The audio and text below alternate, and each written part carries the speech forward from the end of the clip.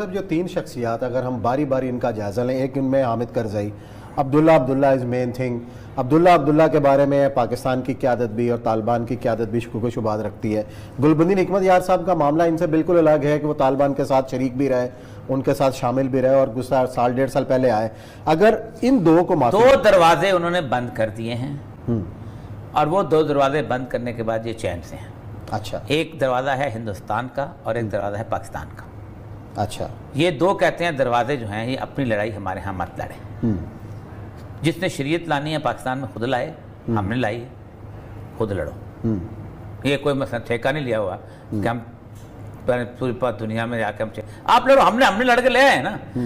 जिसने अपनी दुश्मनी निभानी है खुद जाके निभाओ, हमारे ऊपर फ्लाईओवर करके ना हो। ये बड़ा वाजे उन्होंने दे दिया।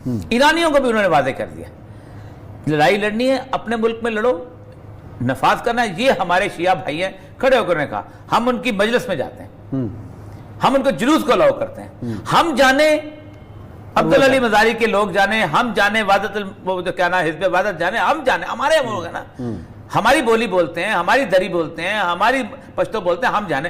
तुम अपनी लड़ाई अपने पास रखो, जिसे मर्जी इराक में लड़ो, यमन में लड़ो, जहां मर्जी। ईरान भी चुप हो गया। ताजिकिस्तान को भी उन्होंने वादे किया कि भाईजान अब आप खुद सोचें कि कभी आज तक सोच सकता है कोई बंदा कि ताजिकिस्तान जहाज उतरने ना दे, और दुबई ने पनाह दे दी। और दुबई ने तो इसराइल की वजह दी ना।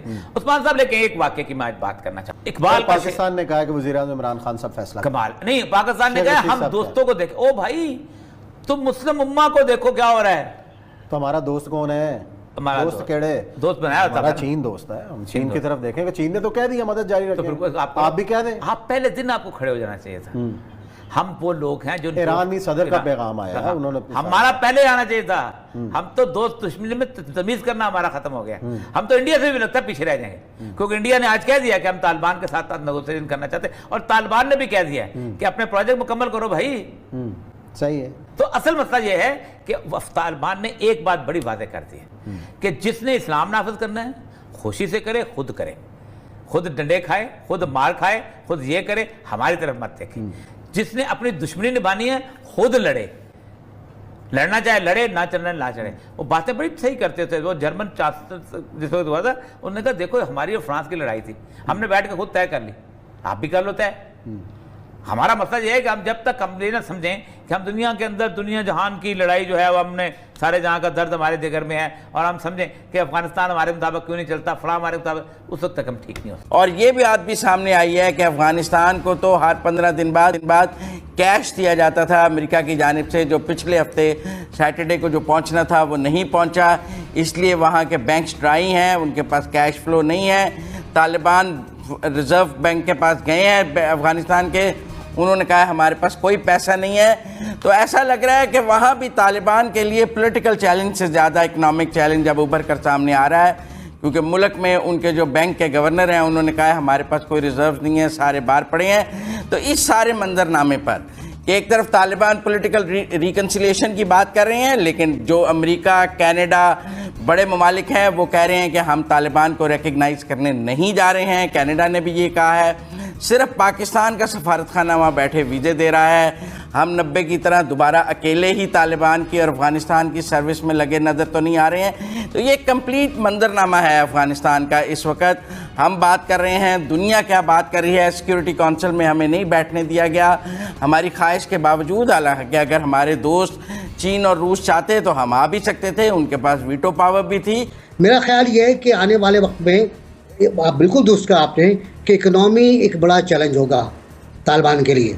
इकनॉमी और पंशेरवादी से बगावत होगी, और बाकी मुल्क में इकनॉमी और रोज़गार ये सब चीज़ें, क्योंकि अमेरिका तनख्वाहें देता था फ़ौज को, फ़ौज मेल्ट डाउन हो गई, सरकारी अफसरों को तनख्वाहें नहीं मिलेंगी, तो यकीन तो आप पे एक हंगामा होगा, बलवा होगा। लेकिन क्या रूस और चीन हेल्प कर सकेंगे? मेरा ख्याल इतनी नहीं कर पाएंगे जितनी उनको ज़रूरत होगी। अफगानिस्तान की मुसलसल बदलती हुई सूरत हाल एक इतनी बड़ी डेवलप की है कि ये क्या हुआ, इसके बारे में आपका क्या पॉइंट ऑफ व्यू? अब एज अ पाकिस्तानी उसमें मेरा क्या पॉइंट ऑफ व्यू है, ये एक क्वेश्चन मार्क है। दूसरा, उसमें मुझे कल एक पर 2-3 खबर मुझे जो अच्छी नहीं लगी, मेरे ख्याल में पाकिस्तान के लिए एक रेड फ्लैग है, कि जब अगले दिन तालिबान ने वहां से जंगी कैदी छोड़े तो उनमें मुल्ला फकीर जो कि नेक्स्ट सेकंड इन कमांड है टीटीपी पाकिस्तान, टीटीपी के जो उनके सेकंड इन कमांड है बाजौड़ वाले, उनको भी उन्होंने रिहा कर दिया, उनके साथ उनके साथियों को भी रिहा कर दिया। और आपको टीटीपी के इरादों का पता होगा, उस पर मैं दो चीजें बताना चाहूंगा कि हमारे बाजवा साहब हमारे कमांडर इन चीफ हैं, उन्होंने भी कहा था कि टीटीपी और दूसरे तालिबान, टीटीपी और तालिबान में कोई फर्क मौजूद नहीं है। अगर ये हालात हैं तो फिर पाकिस्तान की तरफ गर्म हवाओं का रुख है, एक तो टूटी फूटी सुपर पावर अमेरिका और दूसरा तालिबान की तरफ से और तीसरा इंडिया की तरफ से। और चाइना देखें, मैं यहां पे ये आपके देखने वालों को बताना चाहूंगा कि चाइना सुपर पावर के लिए ट्राई कर रहा है, लेकिन चाइना के बहुत बड़े एरिया के ऊपर इंडिया ने कब्जा कर रखा है और चाइना उसको अभी तक छुड़वा नहीं सका। तो ये सूरत हाल ये है इस वक्त अफगानिस्तान में।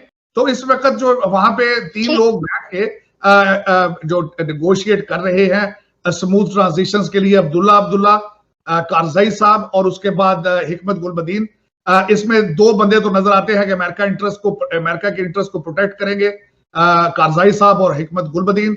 वॉशिंगटन डीसी जो है वो ये समझ रहा है और बल्कि होगा कि वो अफगानिस्तान का मलबा जो सारा वो पाकिस्तान में फेंकेंगे, आपकी FTF में फंसे रहेंगे, आपके पास आप पे मजीद हो सकता है सैंक्शंस और